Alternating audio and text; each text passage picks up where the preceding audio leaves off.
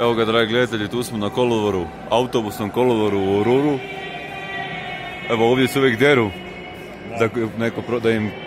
da mu prodaju kartu, deru se da idu. Ovo je, dakle, kolodvor je u obliku kupule. Evo, tu se može ići za Ujuni, gdje mi nećemo ići.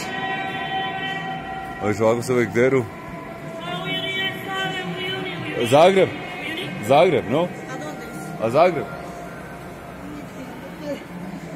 Nažalost nemaju bus za Zagreb.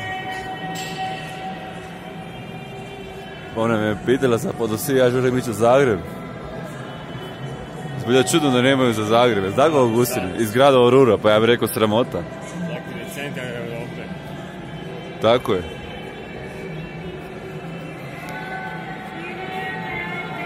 I ovako vam gleda kolodvor, autobusni kolodvor u Boliviji. Uvijek se ovako deru, zvuče ko da ne daju. Da.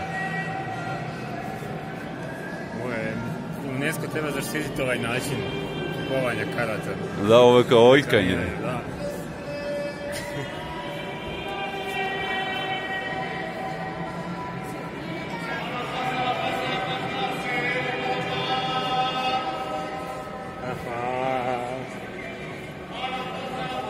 Evo, to je jedna kafeterija.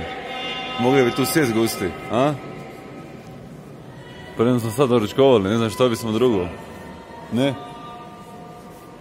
Što bi ti onda radio? A što imamo sat vremena gosti do polaska našeg busa. Čekamo bus za Podosi. Idemo danas iz Orura u Podosi. Pa to je 46, onda je rekla, tamo odmah iza je. Evo, samo da ja snimam ovu oznaku, Oruru. Evo viš kako tu prodaju, ovo je tržnica neka ispred autobusnog kolodvora. I tamo piše Oruro. Evo, kao dokaz da smo tu, ovim slovima piše Oruro. Evo, ovo je hotel, 3 zvjezdice. Evo vidimo ulicu. Zna li iko od ovih ljudi uopće gdje je Verona? Ne znam. Tako, hotel se zove Verona.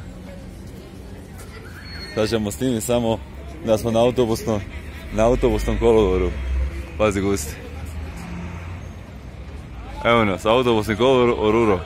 Pozdrav, dragi gledatelji.